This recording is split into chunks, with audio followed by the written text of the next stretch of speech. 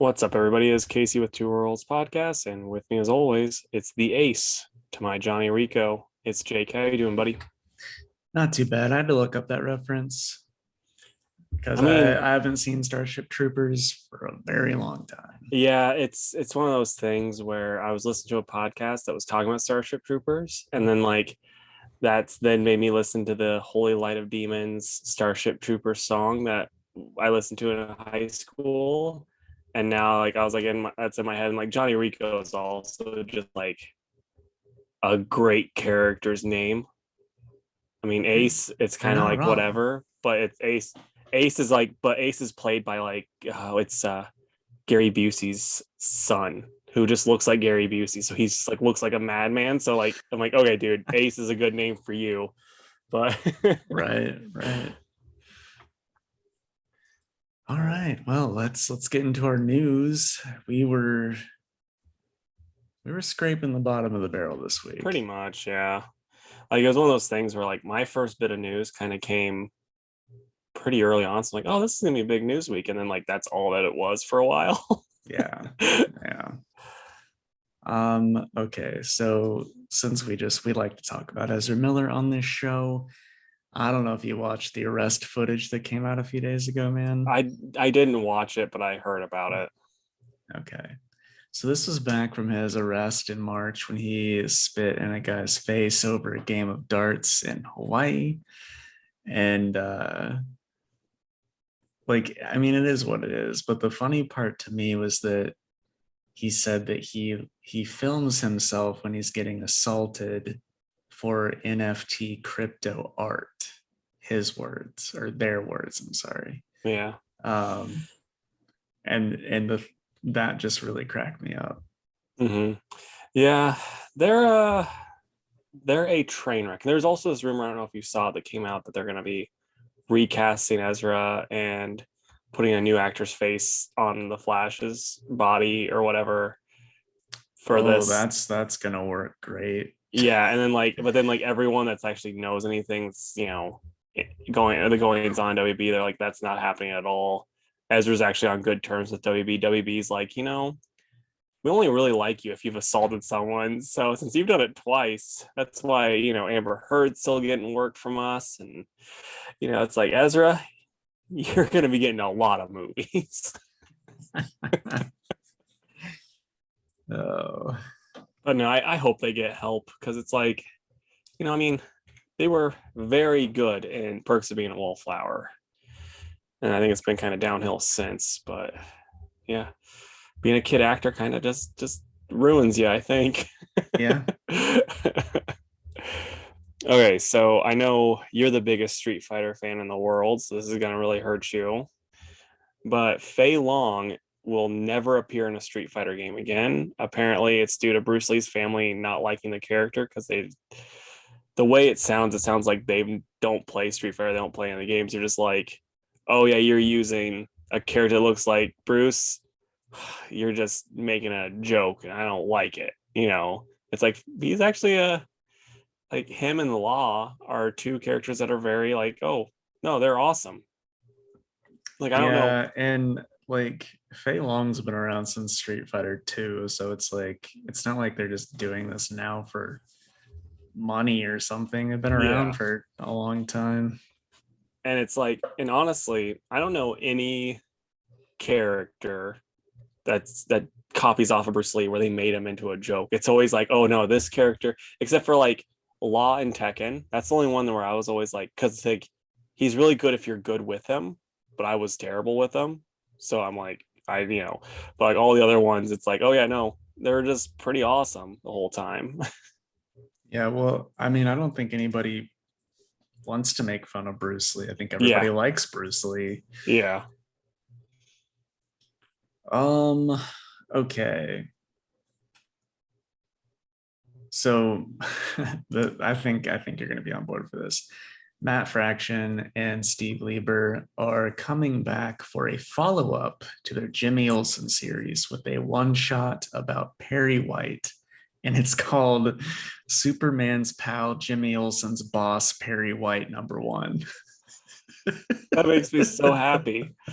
Like 100%. I wish the only downside to that news is it's a one shot. Yeah, I agree. Just inject that into my veins directly, you know? Yeah, I figured that we would both be picking that up because we like that series.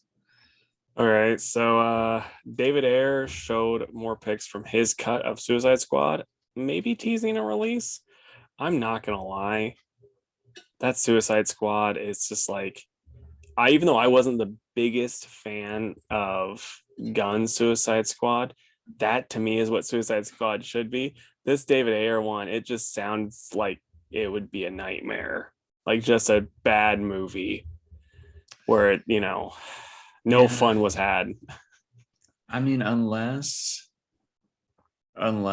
they add in a, if they cut 45 minutes of Katana and they're gonna like release that, then I'm all about it because she was the best part of the movie. Yeah, and But like yeah, that is one thing. Nailed the costumes in that, sure, sure.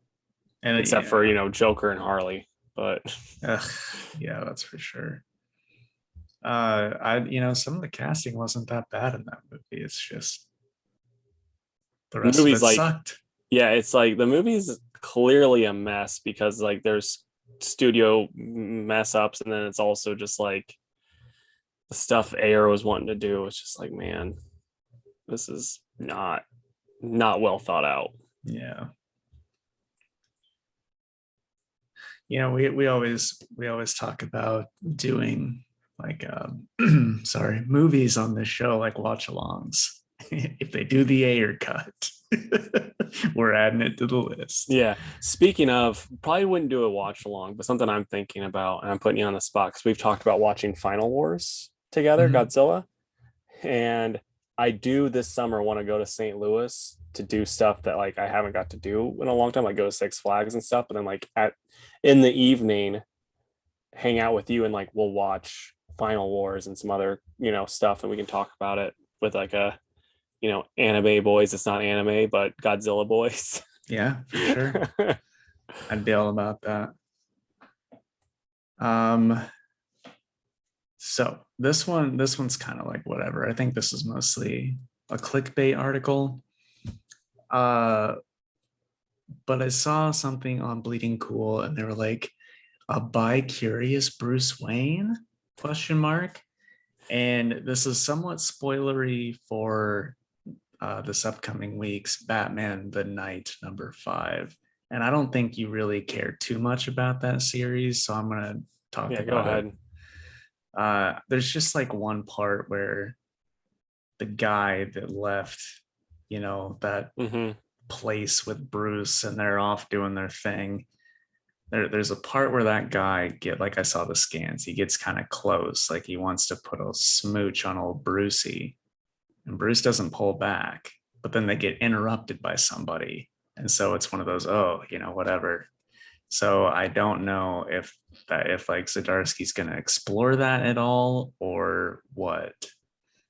Um, but I can just see some like stupid nationwide news site like reading this Bleeding Cool article and then being like, Batman's gay now. and Yeah, then no, 100%. and then I'm gonna have to hear it by every freaking customer that comes through the door.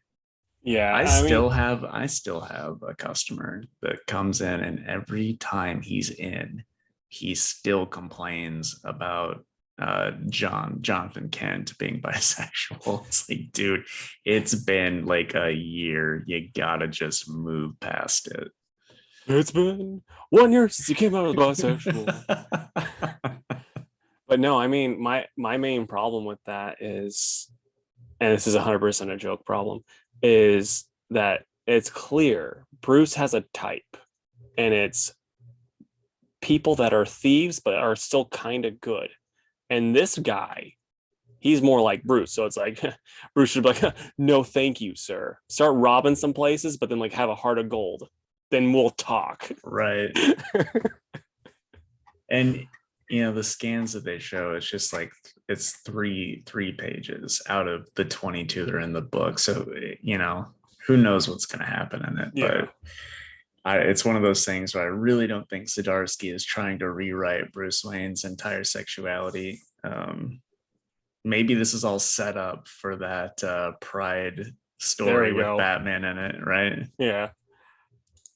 Okay, my last bit of news, I'm just going to lump them together because they're both cancellations.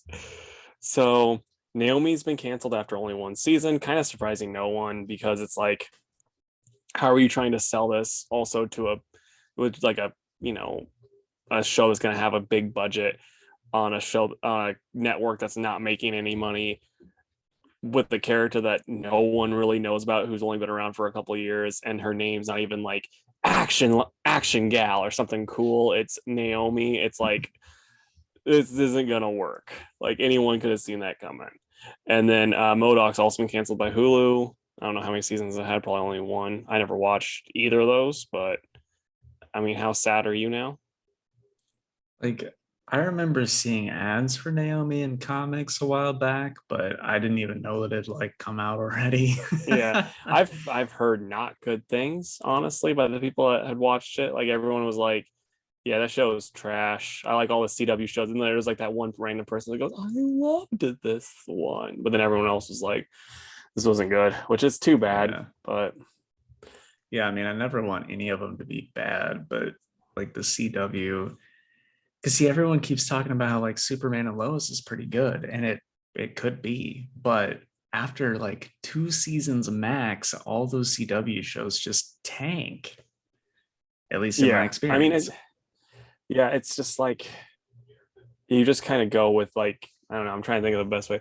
Because they fall into the thing of being like, oh, we have to have the villains of the week and all that type of nonsense too.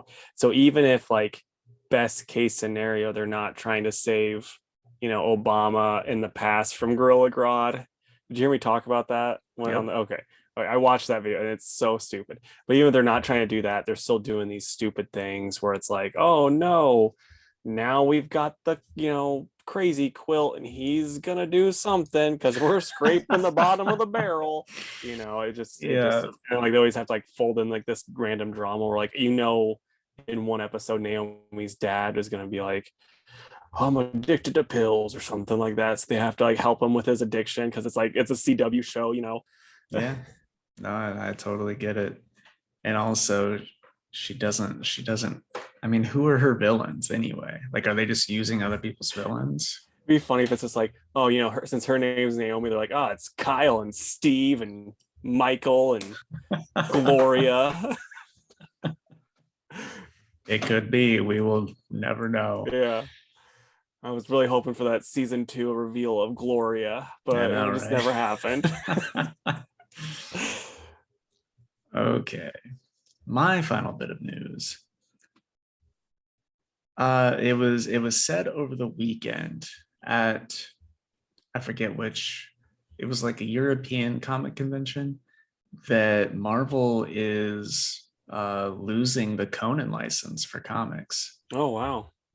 Um, so the license is actually going to revert back to its original owners, which is called Cabinet Entertainment, who plan to publish their own titles. So the CEO posted on Twitter, like, what's your dream team for a Conan comic? Must list writer, colorist, artist. And, a bunch of people are responding to that. So please don't ask me who mine is because I don't know. Well, like, what's really cool though too is like with it being not Marvel, like let's just hypothetically say Jason Aaron, they get Jason Aaron to do it. He could write a way cooler, way darker, way, because he doesn't have that whole Marvel stuff kind of holding him down. And it could be completely different, still really awesome.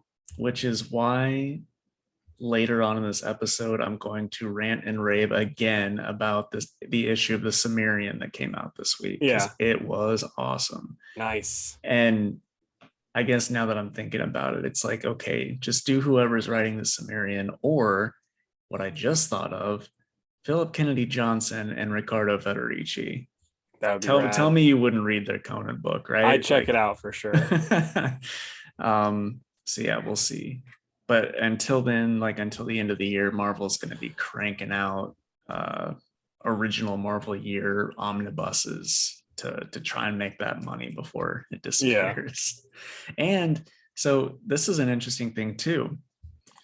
We've got the Savage Avengers reboot coming, Yep. right? Technically, they can still use Conan. They just can't put his name anywhere on like the title of the book because I think DC did that with Captain Marvel before the New 52. Um, one of the other smaller publishers did that with Tarzan and just changed the title to Lord of the Jungle. Like there's ways around it to where you're still going to see the character in Yeah. Marvel Comics. They just can't say this is Conan. I gotcha. So they can, yeah, so they can like it's oh, what is it? Public domain, right? Yeah, Or something like that, or similar rules. So we'll see. And if anybody's bummed, just read the Cimmerian books. They're way better anyways. and it would be different too though if like I don't know, they were doing like Marvel team up with Conan and whoever else, but it was like we're not, he's gonna see it apparently stay in Savage Avengers. So Yeah. and that's the only one that's like specific for Marvel. You can't that's the only one that I think really matters that way. So I don't think it's gonna be too bad. I think it's gonna probably make for some better stories if they can get the talent behind it. Right. Yeah, I agree. Okay, and that is the end of the news. Now, before we take our ad break, we did have a comment on the old YouTube last Oh, week. nice. So I want to read that real quick. And that comes in from our pal Preston. Preston, we appreciate you always leaving comments on stuff. And he said, I can't think of a bad one. And this is in regards to Fantastic Four. He said, I can't think of a bad one as I didn't dive into the New 52 hard. He said, maybe they tried to make Constantine too handsome or / clean. But I will say I did love the helmet and antlers that Swamp Thing got. And I think that the wings were new too, ? Not sure. Then he said, love the content. Can't wait for the calendar. But I agree completely. I forgot that Swamp Thing got those cool antlers and wings. He looked awesome. He really did. But it's like, it's one of those things where I'm like, I didn't really read any Swamp Thing pre-New 52. So I don't know really if that was ever a thing that popped up in like, the Alan Moore stuff or any other stuff that, was out there. Cause it's like, I heard that got pretty trippy. So I wasn't sure if any of that had, happened prior or not, but no, Swamp Thing looked so awesome. Yeah. So thank you again, Preston. Yeah, thanks. And now we can take our ad break. So we will be right back, folks. All right, man. You make it out to see Strange over the weekend? No, it was supposed to rain Saturday and then it didn't. So I've just been in a tractor. And then Sunday, it was supposed to rain. And then I was like, because I still need to go grocery shopping. I was like, and Aldi closes at 8. So I was like, well, it's supposed to rain. So I'll do that then. And it didn't until like 7 o'clock. So I'm like, I can't make it to Aldi in that time. So I went to Walmart, just picked up some meat really quick. I was like, okay, this is good enough. this will last me for a bit. But yeah, I've spent like more time in a tractor these past couple of days than I have at the house. So yeah, it's if things get weird today, that's why. Are you guys planting right now? Yeah. I mean, hell, we're almost done with corn already, and we've got like 180 acres of beans done. Nice. Out of how many? It's about 700 altogether for beans, and it's like 750 for corn. So yeah, we're about there. A lot of beans. Yeah, we got. Well, we're gonna have some grain bin full of beans.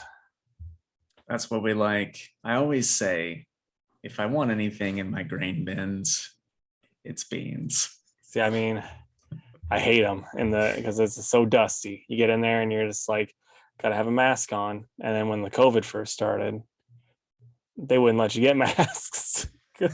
I'm like, I need these to be in the grain bin so I don't die.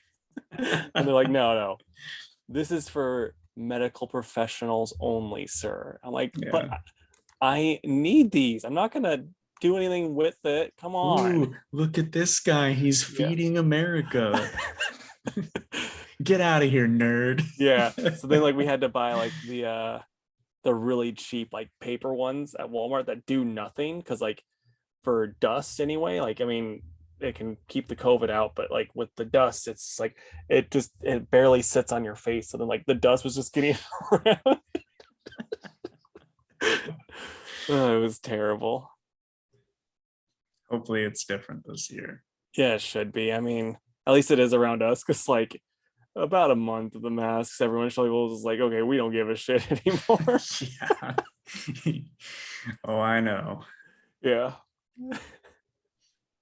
Well, was there anything we wanted to talk about on this break? I mean, I don't know. I could tell you all the different stuff I want to see when I go to St. Louis because I was like thinking at first like I want to go to Universal, but I'm like I haven't been to a theme park in forever, so it's like I'll go small and start with Six Flags. If I still enjoy going on rides and shit, then I'm gonna go to Universal.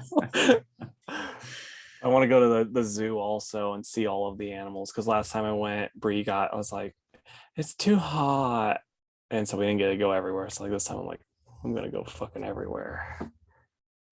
Well, if you need a date and it works out with scheduling, I'm there, bud. Dude, I'd be all about it, man. I was going to go to the City Museum too, but then I was like thinking to myself, I'm like, I'm too fucking old to go there. Yeah. I'd get stuck, and they'd have to bring the fire department out to get me out of a hole. Dude, when we went for your birthday all those years ago, even then I was like, I'm too old for this. Like I've always had a great time every time I've gone. But yeah, I'm just like I know, especially if I go by myself, people would be like calling the cops on me. Like, what? No, get this guy out of here. But you're just like one of the kids, like, come Yeah, on, guys. yeah. I make friends with like a couple, 7 or 8 year olds. Yeah, that's funny. And I'll have to, I don't know, take you to a good restaurant or two around here. And We got some good eatings. I mean, honestly, I knew I wanted to go. I know I want to at least go to one Hooters or a restaurant of similar because I haven't been in one of those in years either. And you're setting the bar pretty high.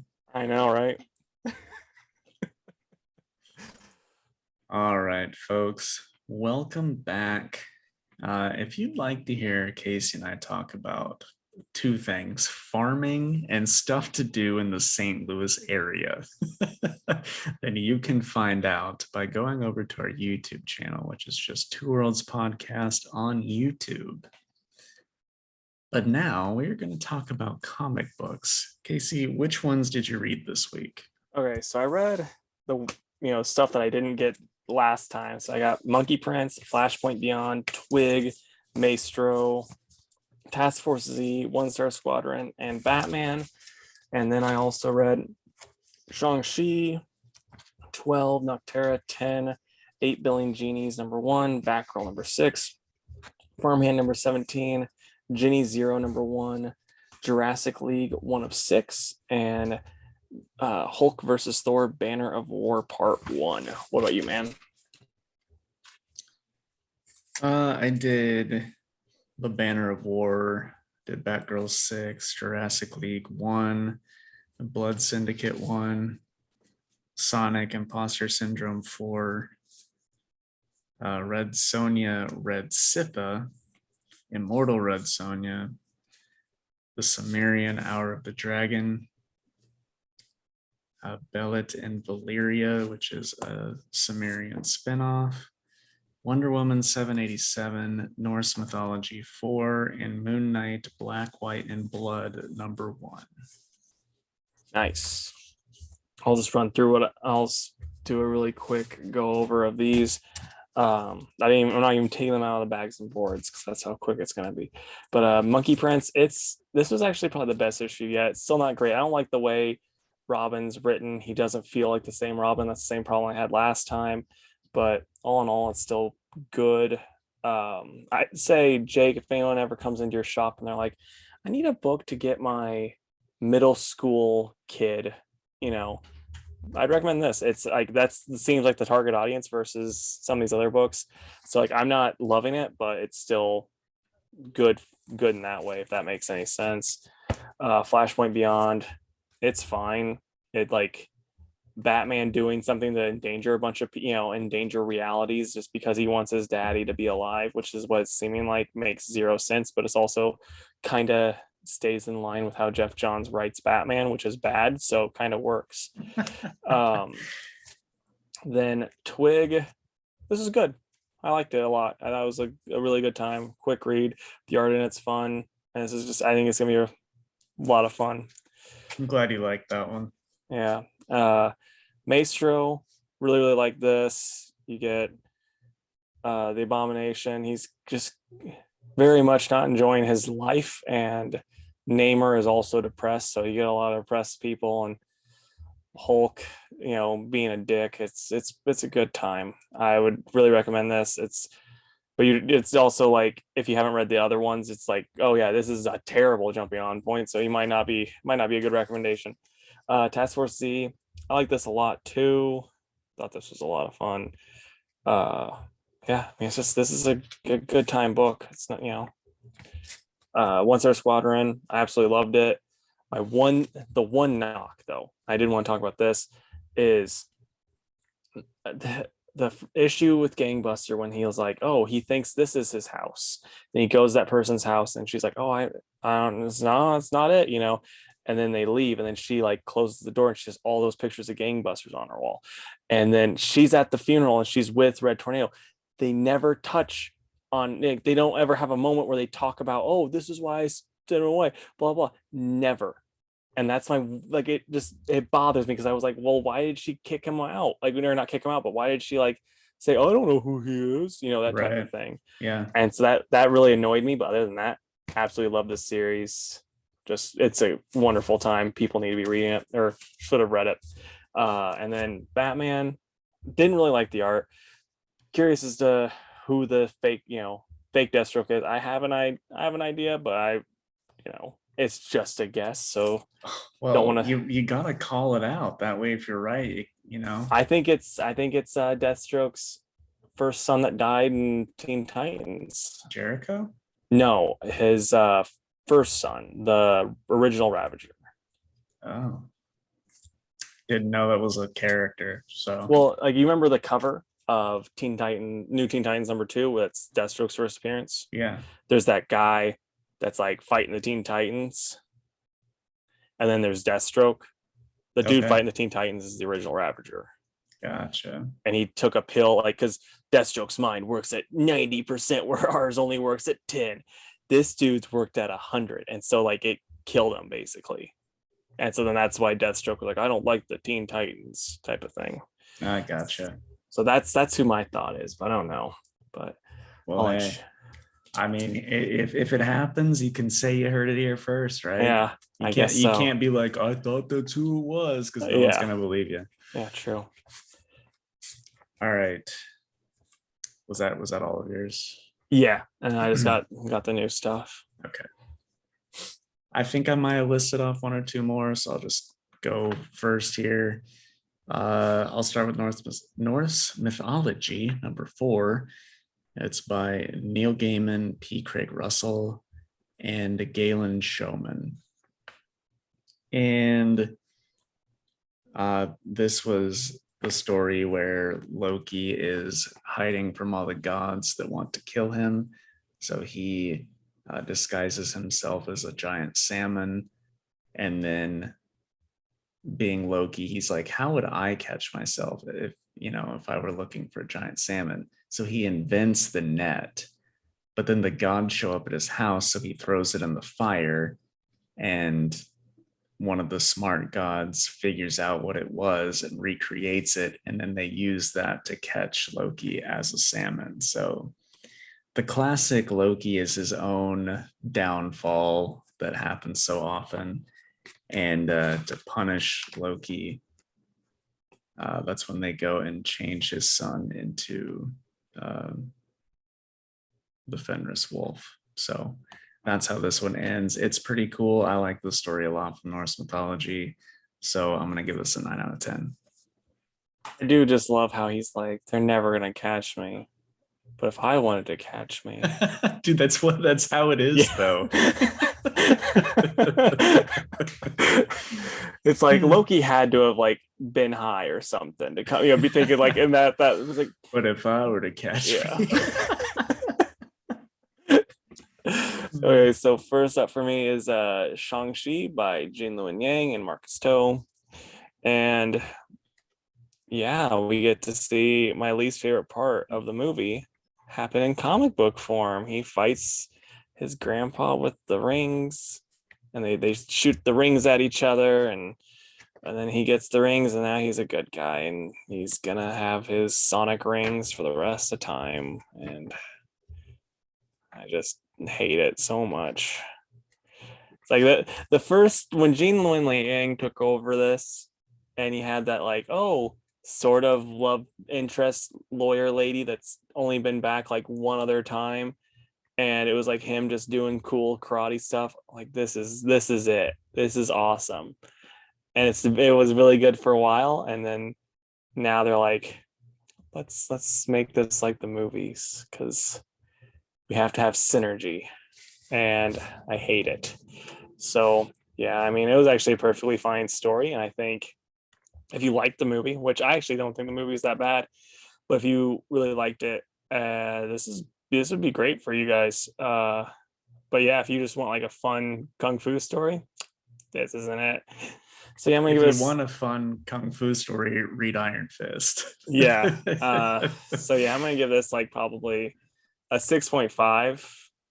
Actually, no, I'm gonna do two ratings because there's one rating that's like just how I feel about it, and the other one's like how the quality is. It's probably like an 8.5 book because it's a good story. It's well written, but for me, it's probably a 3.5 because I really don't like this route that they're going with Shang-Chi, and it's kind of killed it for me. All right.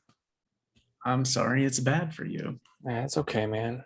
I hope other people like it because I genuinely like Gene Luen Yang. I want him to keep making money. Right. Okay, next I'll talk about Moon Knight, Black, White, and Blood, #1. This had Anubis Rex by Jonathan Hickman and Chris Bocciolo, So White Yet So Dark by Murawa Aodole and Dotun Akande. Sorry about those names. And then The End by Mark Guggenheim and Jorge Fornes. And I was texting Casey about this book earlier in the week. I hated it. I thought this was an absolute pile of garbage as far as a compilation of Moon Knight stories. The first one by Hickman, I honestly can't tell you what happens in it. And I'm not just being like dramatic. It's the art is confusing. The story doesn't make any sense, in my opinion. And there's like no resolve at the end. He's in space with a small child with a red balloon, and then he fights some stuff, but their spaceship is a flying pyramid. I don't know. Second story had amazing art. Spider-Man's in it, but literally the whole story is just so that at the end they can make like sex jokes. Like Spider-Man and Deadpool both want Moon Knight to loan them the Mr. Knight suit. Yeah, I don't really know what the point of it all was. And then the last one is All Told. So I'm like reading this story and I'm reading stuff and I'm like, it's weird. It's like this panel should be before this panel. And it gets worse as you go until at the very end you realize that the whole story is told backwards. And I'm sure some people were like, oh, I get it, and then read it. I was like, no, fuck this. I'm not reading this again. This was stupid. And I'm sorry for dropping the F-bomb there. But Like they were hyping up this book, and what we got was not good. So I don't know. Shame on everybody that took part in this. I hope that the next group of creative teams on issue 2 is way better than this, because this was a letdown. You I'm gonna check out gonna, the next one? if the creative teams are different, yeah, I will. Or So I'm gonna give this a 2 out of 10. here's a fun question. If you could have like 3 writers and 3 artists of your choice for the next issue, who would it be for Moon Knight? Honestly, I want the Charlie Huston and David Finch back for one. Chuck Dixon, and I'm totally blanking on who did the art on his Mark Spector run. And then the guys that did the Vengeance of Moon Knight series in like '08. I just want stories from those guys, because I gotcha. they're the ones that get it. See, I would really like to see Snyder take it on. I think he could make a really fun Moon Knight story. Yeah. Do you think now, would you want something in the style of like Ellis's Mr. Knight from him, or do you want like a superhero-y type story? Probably superhero-y. I like Scott Snyder superhero-y stuff, which is like a great kind of segue into this, because I still like this okay, but Nocterra #10. This is his non-superhero stuff. I don't like it as much as the superheroes hero stuff, but this one's pretty neat. You get, them trying to get the stuff to turn the light back on, and Blacktop Bill's, playing them, and then they do this big fight. And I mean, like, there's this one part though where they have the guy, and they have guns on him and stuff, and then these bad guys show up as they're right before they start talking, or before they show up, the bad guy that they all have guns on stabs Blacktop Bill in the back. This dude that's like this super killer that can't be hurt and all that gets down there. He's like, oh, and like he is just one little stab, and then the other then the bad guys show up, and it's like, how did this old man, also he's an old man, able to, while they're looking at him, he's able to just get his knife out and stab Blacktop Bill, and then he hits Nocterra, even like he's like bonk, takes her out. And it's like, he's an old man. Right. Yeah, so, and then this girl did something stupid and made things worse. But yeah, I mean, it's fine. I don't know. I like, early on I was like really into this series, and it's slowly like losing me week by week, which I think I kind of always say. So I mean, I think I'm gonna give it 2 more issues. If I'm not like hooked back in hard, I'm gonna be like, sorry, Scotty, I'm gonna have to be seeing you someplace else, because Right. right now I'm gonna say 6 out of 10 for me. All right. Now, as I told Casey off the pod, Moon Knight is not the worst book that I read this week. There will be one that is somehow worse than my 2 out of 10. So stay tuned, folks. Is it gonna be our first negative rating? No, if I could do that, it'd have gone to Black Knight. All right, so Wonder Woman 787. And this is by Michael W. Conrad and Becky Cloonan, friends of the pod at this point, because I'm reading all of their comics. And then this would be really awkward then if you're like, and this was the worst book. Oh, no, it's not. It's not.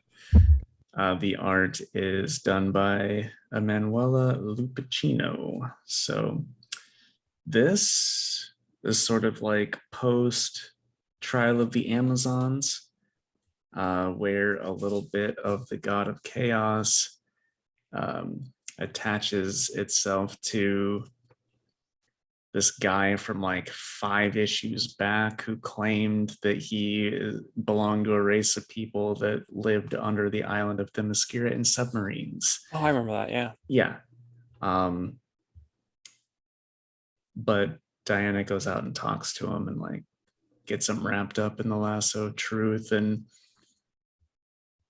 which was kind of a cop out here because she's like, look, you've been around for so long, like longer than the Amazons, that you think everything that you're saying is true, but it's not. So then he has a vision, realizes that he's just kind of slowly lost his mind over time and grown angry and put that blame on the Amazons and fabricated that story.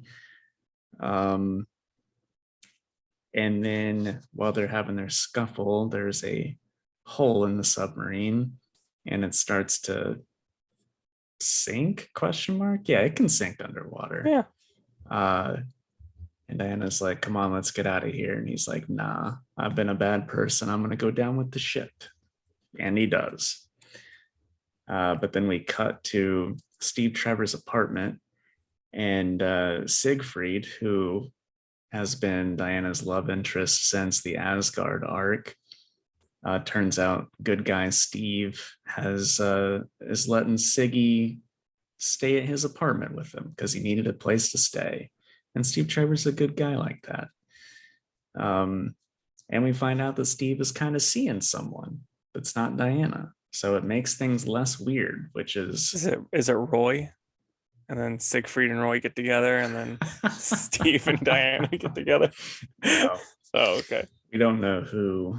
It's just stated that he is. But anyway, they just find that Dr. Psycho is up to no good like normal. And he also starts up the Villainy Incorporated again with new members. So I guess Diana's going to have to stop all of them, which should be fun. I like this book. It's a good time. I'm kind of glad the Trial of Amazon stuff is over. As much as I liked it, Diana just kind of felt, it didn't really feel like a Diana story. It was everyone else, and Diana was just kind of there. So I'm glad to be back to just her stuff again. I will give it probably 7.5 out of 10. Though that Trial of Amazon book though kind of proved they need to, like how I always say they need to do this with the Flash. They needed to have like a Amazon book or whatever. I mean, they couldn't call it that because everyone would be like, "Where's Jeff Bezos?" But you need to have something because they need to so revive. They should revive the Odyssey of the Amazons title and just run with that. Although I don't know if it would sell with the title like that. Or what was it Sensation Comics or whatever? That was her. Do Sensation Comics and have that be like the Tynan Detective Comics run, where it's just like, oh, we're gonna have Nubia and Wonder Girl and Wonder Girl and Wonder Girl and Artemis. Oh, that's funny. Just have all of them in it together and have them, fight people. I don't know. Yeah. Okay, so next up for me is 8 Billion Genies by Charles Soule and Ryan Brown. And I like this a lot. So basically, it starts off in this bar, and there's all these, group of characters in the bar. And they all get greeted by a genie, and they're like, hey, there's everyone on Earth is getting their own personal genie. Everyone only gets one wish instead of 3. So then the bar owner goes like really quick, just like that. He's like, I wish that like no wishes outside of this bar affects anyone in the bar. And they're like, okay, done. And then vanishes off, which is funny because then the band that's playing, the guy asked the girl to come out with them, and they are there, and he's like, I'm gonna ask her out. Then the genies show up, and she first was like, oh, I don't, feel that way about you, but then she like makes her wish for the other bandmate to be in love with her too. But he was the other bandmate was in the bar. So then like she comes in, she's like, oh, do you feel like you love me now? And he's like, what? Yeah, so like that was pretty funny. And like then like it cuts to outside and you just see like everything like is insane because everyone could wish for whatever. So like there's like a dude that's giant, someone's riding a dinosaur, person's got super speed, someone's in a monster truck, and someone's got like gold in the back. Like there's all this crazy stuff. It's pretty awesome. So yeah, that's how it ends. I really liked it. I'm really into this book. I'm gonna give it an 8.5 out of 10. The art in it's good. It's pretty sweet. It's it's a good time. I'd recommend it to anyone listening. Right on.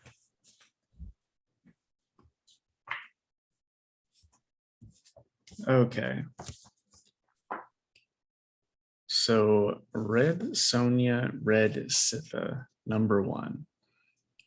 It's by America Andolfo and Luca Blanino, and art by Valentina Pinti. So this is like a spin-off from America Andolfo's Wonder Woman series that's going on, which I haven't read. It's just, as we discussed a few weeks ago, I should like Red Sonja, so I'm just picking up stuff. And it was pretty cool. It was pretty cool. She, she's kind of rough and tumble. Sitha is. She like owes people money, and rather than pay them back, she's like gambling and drinking and sleeping around and just having herself a good old time. And then she fights like a Cthulhu-esque monster towards the end, which is super fun. And the story ends with her finding out she has a brother that she never knew about, being raised by Sonja for the first 9 years of her life or whatever. So pretty interesting stuff. I definitely want to see where it goes. I like the art. There's plenty of action and humor. I just feel like Mary Gandolfo is a really solid creator, and I like this. So I'm going to give this one a 7.5 as well, and we'll be checking out the next issue. Nice. All right, next up, it's Farmhand, issue 17, and this is by Rob Guillory. And last issue, I wasn't super hot. Like, I was hot on it because I hadn't read Farmhand in a while, but I was like, this one's awesome. Like, this is like, I'm like, man, because I had missed it. And like the last issue, like I said, I was like, yeah, this is good. But this one, I was loving. Like, a lot of stuff happens story wise. And I know I'm the only person at Comic Headquarters that buys this book, but that should change because it is such a good story. I don't really want to say too much because it's like this is just would be spoiler territory with everything that's going on right now. But yeah, stuff's going on with the seed, and that doesn't mean anything to anybody. But I'm loving it, and yeah, there's like less humor in it now because it's like stuff's getting serious. But yeah, it's a good time. I'd recommend it. I'm gonna say 9 out of 10. Nice. All right, Sonic Imposter Syndrome number 4. It's by Ian Flynn with art by Thomas Roethlisberger. A lot of this issue is Kit and Surge, or whatever her name is, fighting Metal Sonic, which is cool because Metal Sonic is one of my very favorite Sonic bad guys. And then Dr. Starline kind of confronts Robotnik and is like, I'm going to beat you and take over your empire and show you how you should have done stuff. Yeah. And then it kind of ends with Kit and Surge saying that they want to take down Sonic. And that is going to happen in Sonic number 50, which is the next one coming out. Sounds like Sonic 50 is going to be oversized with a lot of stuff going on in it. So hopefully it all works together. It's gonna be one of those prestige ones, like the DC does, and they're gonna have please don't say stories that. by different people, and one of the stories will be by Kenneth Penders. Well, speaking of Ken Penders, so I got a belated birthday present in the mail this week from my BFF / co-host Casey, and I open up the box and I see an original art piece that is signed by Ken Penders, and it's of a Wonder Woman Sonic mashup where like Sonic is Wonder Woman, or it's one of Ken's crazy, Yeah. original characters that's wearing a Wonder Woman costume. And it is a masterpiece. So maybe I need to post it on the old I Instagram for mean, people. if you want, what was Mike jealous? Yeah, dude, I FaceTimed him and showed him. He lost his mind. Dude, so really quick too, something I thought was cool because I'm like a Godzilla toy nerd. That Voltron I got you, it's a Yeah, Trendmaster, which was made in St. Louis, and it's the same company that made the Godzillas that I had as a kid too. that's awesome. So like I, they're like I twinsies. They are. I love that figure. I love even the packaging on it. Like that was a weird time because that show was like right at the beginning of shows trying to do the whole 3D only thing. So Yeah. so a lot of it really doesn't look good, but all the merchandise was like chef's kiss. Yeah, and I didn't even know Trendmaster did them until I was looking for Voltron stuff. I'm like, Trendmaster, like, what? It's great. It's great. All right.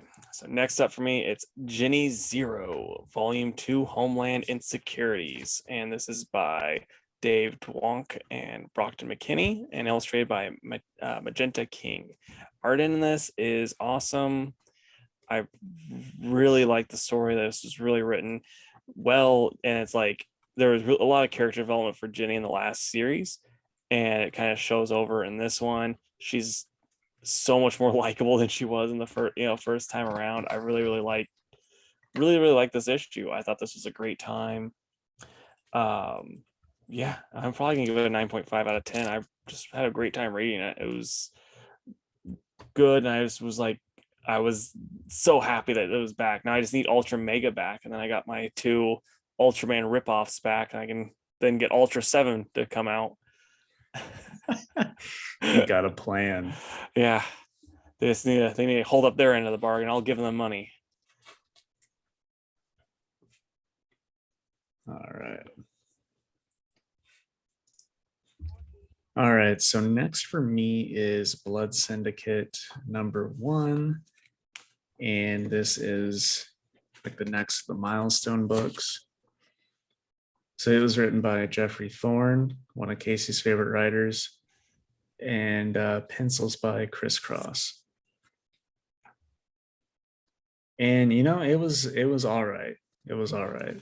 Blood Syndicate is like what I'm least familiar with the milestone stuff, and I'm assuming this was like a retelling of it. But basically, like these 2 friends get back from the Middle East on like a active duty sort of thing, and they get home and find that the Big Bang happened, and now like all these people that they know and don't know have powers now. Meanwhile, Holocaust, which is the big bad and the one that I did know about, is sort of rising to power with his superpowered gang, and is doing really bad things in the community.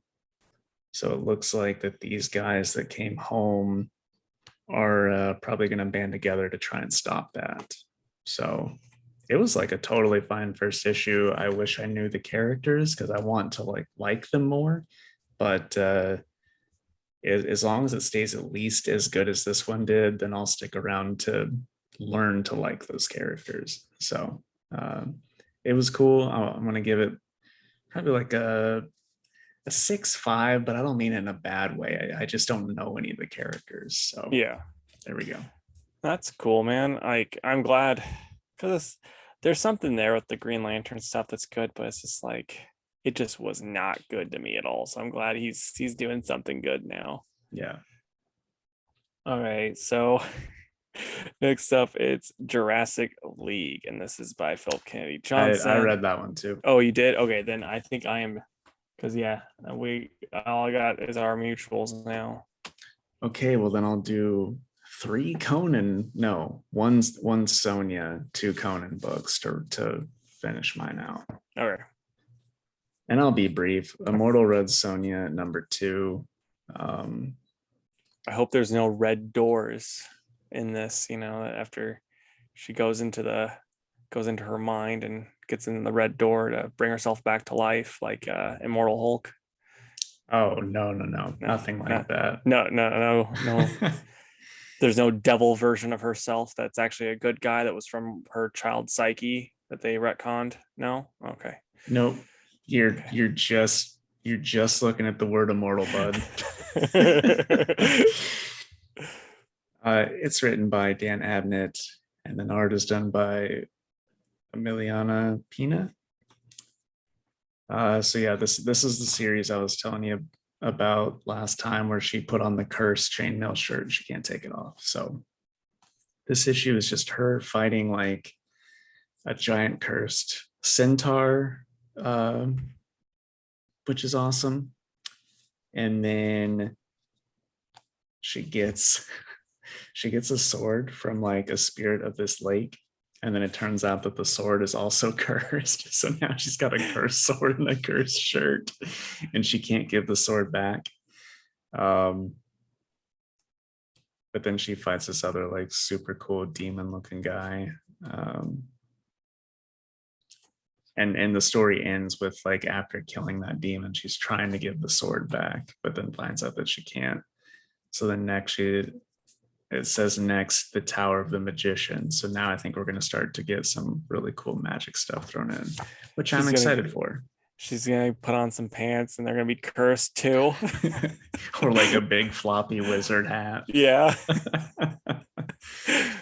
But I like this a lot. I'm going to give it a 9 out of 10. It's exactly what I want for this type of story. Okay. Here we go.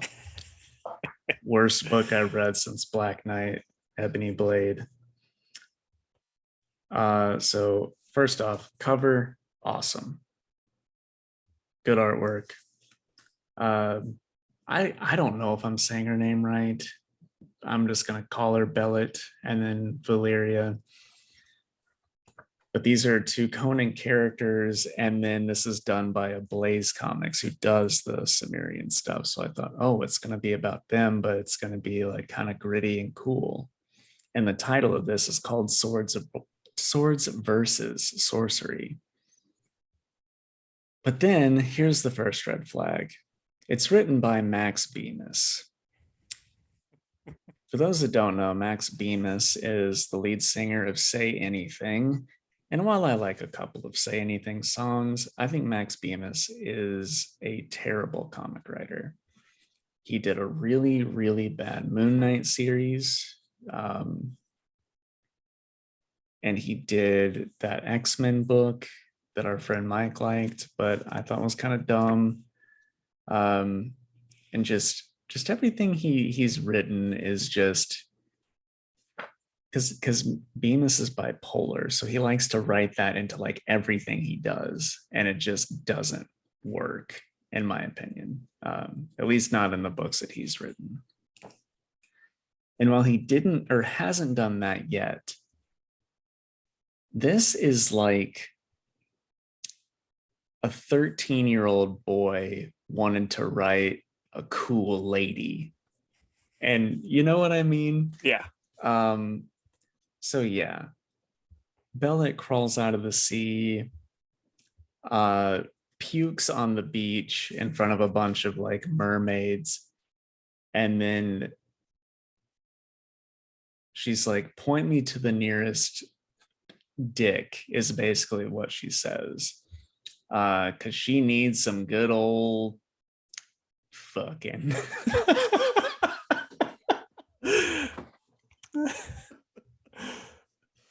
I'm sorry, but this whole issue is so ridiculous. So anyway, we're just gonna click on Anchor, not safe for work. I'm gonna just leave it in. Yeah, that's fine. I was like, should I really throw in 2 F-bombs on one episode? But so yeah, anyway, She just goes into this bar, bangs this dude, smokes a cig, and then he's like, "Can I come with you on your adventure?" And she's like, "Sure, because you're hung like an elephant." He's, really just edgy stuff going on here. He's like, I mean, honestly, this is a very terrible birth defect, but I'm glad you enjoy it. Humans aren't supposed to be this big. I know, right? Yeah, he That puts that would over have his shoulder and that would have made for a better comic. Then we cut to Valeria, who's on this. She's a prisoner on this pirate ship, and like some pirates show up. An evil wizard shows up with this big snake, not metaphorically, an actual giant oh, okay. snake, It's like, wow. who's destroying the pirate ship. And it turns out the wizard has the hots for Valeria. So to get the wizard to stop, she just pulls out her boobs and she's like, "Hey, if you really," and I'm reading this verbatim, "if you really want to get your hands on these puppies, aim the big snake this way." And like, dude, that's just how bad the dialogue is throughout the whole thing.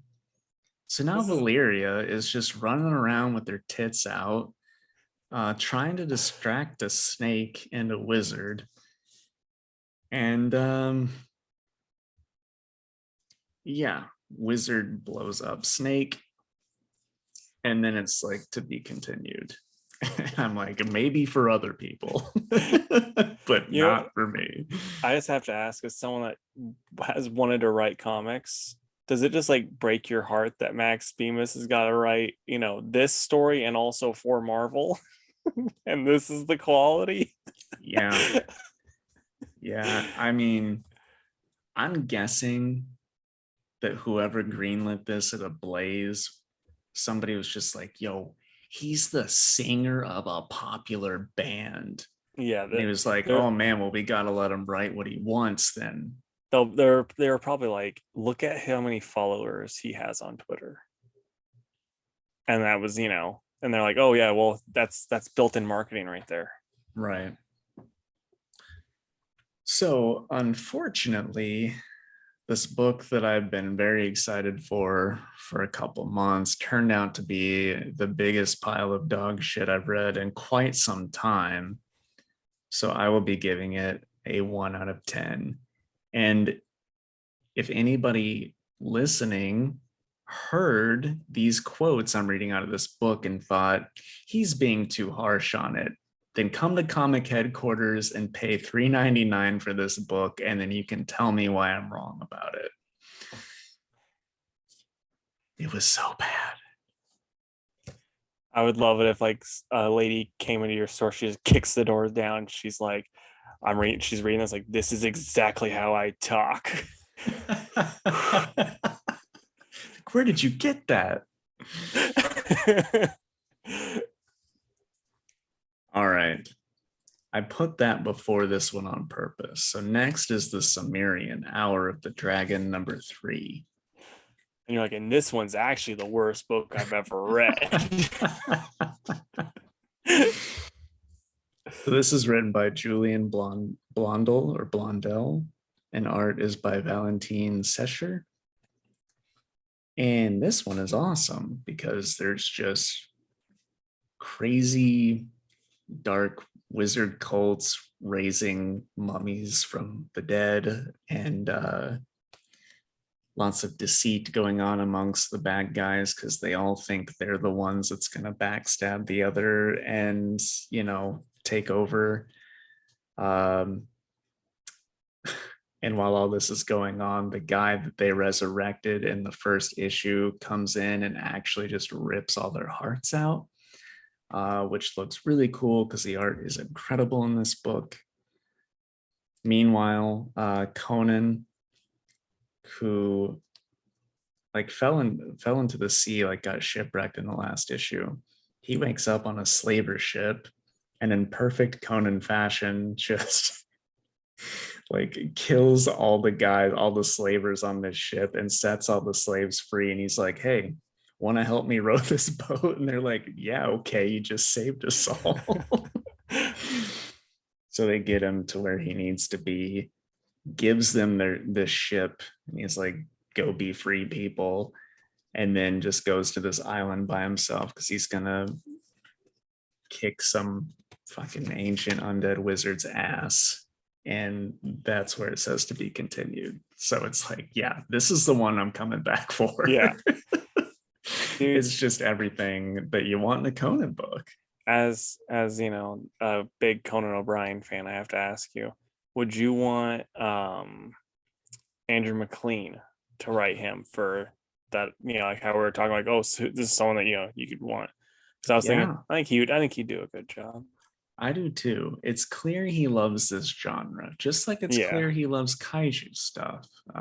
yeah, So yeah, I absolutely would. And I think I would just want him to write it, like as much as I hmm love his art. I just really like, because this guy's style, I'm not gonna say is like Federici's art, but it's like of the same vein where it's just really like dark and serious, and I yeah. would want that I same gotcha. tone. Okay, so what order do you want to do our three mutuals in? Let's do Jurassic Batgirls Banner of War. Okay, that's how I had them set up, so that's perfect. All right, so the Jurassic League by Daniel Warren Johnson and Juan Gideon with art by Juan Gideon. What did you think of this book, man? I thought it was pretty fun. It's just like super goofy. It is so goofy. I loved it. I love that the way that Juan Gideon did the noise, like the noises for the things, like the battering. He throws it and it's like waff, waff, waff, waff, waff, Yeah. Um, I think his art is like really good for this too. yeah, I love it. I And I didn't. Sorry, Black go ahead. Mantisaurus, I love Yeah, that Black design. Mantisaurus. And I love the Aquaman design. It's so funny It's looking. good. It's good. The only one that I think is like especially goofy is Super Sore. Yeah, I just don't understand the design. He's just not. I don't know. He just looks like a goof. yeah, he does. This whole thing is just such a silly time, and it's one of those things where it's like it's clear they're not taking themselves too seriously, and it's perfect. It's so just it's awesome. I love this so much. And Black Mantisaurus is a good name, but I don't know that it tops Brontosaur. Gosh, I can't even say it. I can't talk today, man. Brontozaro, Yeah, which looks like it's going to be super fun. So I agree, man. I'm all about this though. And I love that anytime Dale Warren Johnson's writing something, he's got to throw someone getting German suplex in there. yeah, what would you give it? I'm gonna say 9.5. I really, really like this one. Okay, I'm gonna like an 8. Like one part, the part when Batman's getting his Robin, and I laughed. I know you're not. It wasn't supposed to be funny, but I laughed out loud because it was just so over the top. Like for something is such a ridiculous thing, they're taking it so seriously and so over the top that it makes it so funny. At least to Yeah, me. Maybe I'm just twisted like that, but I thought it was no, hilarious. no, I agree. Like I didn't think that's where it was going at first, but then you realize it pretty quick. Yeah. All right.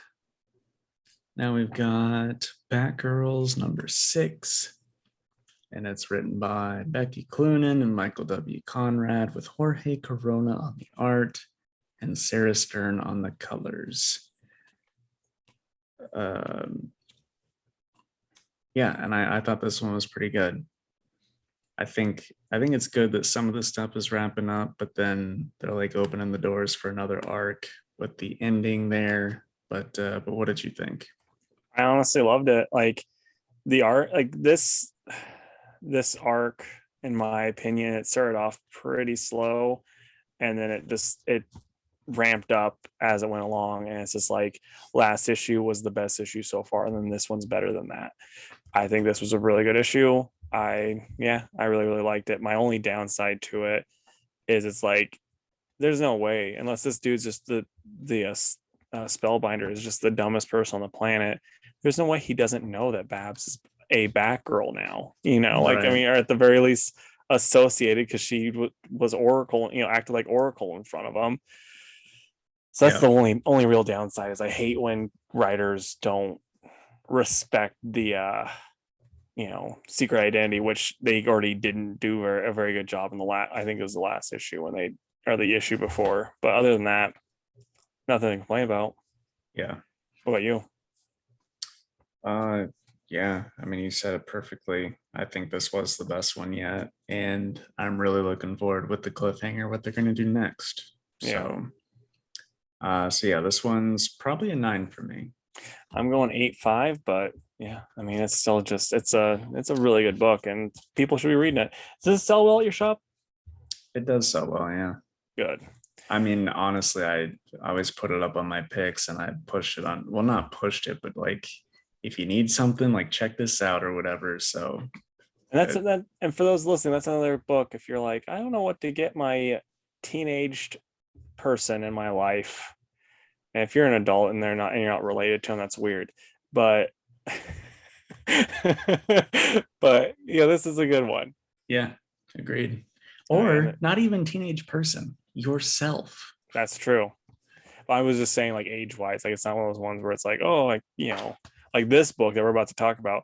I don't know if I get it for a young kid. It's a Hulk versus Thor: Banner of War, part 1 of 5 by Donnie Cates and Martin Coccolo on the art. And this is what I wanted. What do you think, man? Yeah, it's just one special of amazing art with Hulk and Thor just going all out. And I loved it. Yeah. I will say one thing that I hate, like, as soon as this popped up in the movie, it was funny in the movie, but I hated it because it doesn't really make sense, and it didn't. And like when you think about it, it doesn't really make that much sense with the hammer. Like Hulk can set it on people, and they're like, "Oh, I can't move." Oh, I hate that, because it's like it's not wielding it to get out from underneath it. Like you should just be able to roll out from underneath it, because it's not crushing your organs, it's not completely killing you. But it also made the most disgustingly cool scene in a comic I've seen in a long time, with Hulk just pushing himself and it like just plop right on the ground. It was awesome. Yeah. But yeah, that's just one thing that always kind of annoys me, because it's like if Thor dropped that on top of my Jeep, I could keep driving my Jeep. It's not like it's not like it, because that hammer probably doesn't weigh more than 80 pounds, really. It's yeah, it doesn't check out to me. I think it would make sense more if he had to say a spell to make it do that or Yeah, something. Because it is a magic hammer. So say a spell and whatever's underneath it can't move or whatever. But yeah, but it's wielding, and you should just be like, oh, like if Thor, like just accidentally set it down on your cape because you're a superhero also, and he sets down your cape, and you're like, oh, gotta pull this out from under. You should just be able to, not yeah, just like, hey, Thor, could you come back here and pick up your hammer, please, sir? You yeah. know, but yeah, no, I think this is so just yeah, such a great time. I loved it. If the whole crossover is this good, it's gonna be like the Marvel book of the year, hands down. Oh yeah, but yeah, I'm at probably a 10 out of 10 on that one. That's why I was saving my 10 out of 10, because I was like, I don't want to have like multiple. So I've done Yeah. that before. But yeah, I loved it. It's awesome. I will also be giving it a 10. I love that like Bruce Banner is just like the captain inside of his mind, and Yeah. that last page spoiler, he's gonna have to deal with somebody else inside there too, and that's Yeah. gonna be cool. So what are you excited about this next week, man? Oh, also, what was your pick of the week then? Because I think it's probably Banner of War, just like it was mine. Oh yeah, for sure. And just to give a different answer other than you, I would say probably Immortal Red Sonja. Okay, nice. But what are you excited about this coming week? So I'm gonna say Thor because why wouldn't I? Mm-hmm. Um, I'll go Marvel again with Iron Fist. I'm excited for another one of those. And then this one's gonna come out of left field. Fables. This is a series I've always wanted to read. I never have. It stopped at issue 150 a while back, and Bill Willingham, who's a very good writer, is bringing it back through DC with a new 12 issue arc starting at 151. And I got those issues in on like Friday because DC's wonderful and sends me stuff early. Um, and I'm just flipping through it, and the art's cool. It looks like something that I would love reading. So I'm gonna start it. And if I have no idea what's going on, then I'll say, shame on me. I should have read the first 150 issues, but it's been so long that I think this will be good for new readers. But if you read the other series, you'd appreciate it more. Yeah. Nice, man. I'm gonna go Batman, Superman, Flash, and Silk. I'm being very basic and kind of the normal stuff. Yeah. I mean, there's just lots of good stuff out this coming week. Yeah.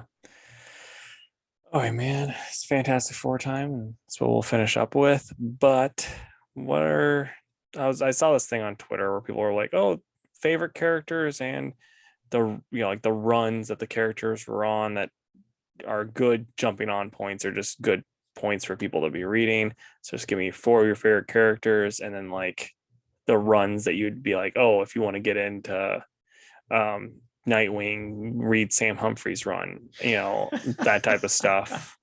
Just Right. you give you know what I'm saying. I feel like everyone's gonna know what I'm gonna say, but Yeah. with Nightwing, the actual run you should read is the Chuck Dixon Scott McDaniel run. Or Devin Um, Grayson. yeah, I mean that's fine if it's your choice. With Thor, well, my favorite is the Walt Simonson stuff. If I were going to suggest something to new readers, I would probably put him on Donnie's or even Aaron's God of Thunder run. Um, any of those three is going to be great. I'm going to say Sandman Mystery Theater by Matt Wagner. Like, it's different from those other two books I just said. It's like a real gritty crime noir comic, and I like that a lot. And then what's another character I like? I'm so tired. I know. I mean, Moon Knight. Oh, I can't say Moon Knight because I'd pick Chuck Dixon again. Well, you already talked about the Oh, the here. Tony Daniel one too. That's true. I've got one though. Justice League International, and that's by Keith Giffen and JMD Mateus and Kevin McGuire. Uh, you'll laugh, you'll cry. It's amazing. Right on, man. Do you have four? What? Do you have four? Oh yeah. Sorry, it like broke out on my end. So I was already answering, and then I was like, I just heard four. And so I was like, what? But yeah, so Hercules, and I think the Fred Van Lint and the Greg Pak run is great, and that's kind of how I got into it. And then what was his name? The other that did the Prince of Power, the older one that I really like too. Bob Bob, Layton. that's what I thought. Okay. And Bob Layton's run also really, really fun. Those are about the only ones that I've read out of all of the Hercules that I've read. That I'm like, yeah, you should read these. Stay away from the other stuff. Yeah, Nova is another character I really love. And I would say start with Marv Wolfman's original run, or Dan Abnett and Andy Lanning's stuff like Annihilation and Post Annihilation. That stuff's really good. The stuff in between, it's like it's fine. The New Warrior stuff is a lot of fun, but it's still like that's kind of like, oh, once you're a Nova enjoyer, jump to that. But this other stuff's, where you could, like I said, good starting point. Superman, I'd say let's just go with All-Star Superman, because obviously it's, you want just a really good interpretation of the characters, All-Star Superman. And then Flash, I'd say Wally West Flash is one I'd choose, and I would go with Jeff Johns's run. He did a really good job with that. And then also this current run, it's really, really great. agreed with all those. All right. That brings us to the end of the episode, folks. So if you would, please go to facebook.com/2worldspodcast and give the page a like. You can also follow us on Twitter at 2_worlds_PC and on Instagram at 2worldspod. You can email us at 2worldspodcast@gmail.com. And if you would, please go to our YouTube channel. That is 2 Worlds Podcast on YouTube, and like and subscribe. And, tell us some of your favorite characters and what you think is the best creative team, that did it like we just did. I'm tired too. But we'd love to stay in chat. But, we've got to hunt down those. I had a really good one in my head, but like now I'm tired. I forgot like all of the words because it's actually a line from the movie. But we got to go hunt down those arachnids and kill them all. Bye, guys. Bye.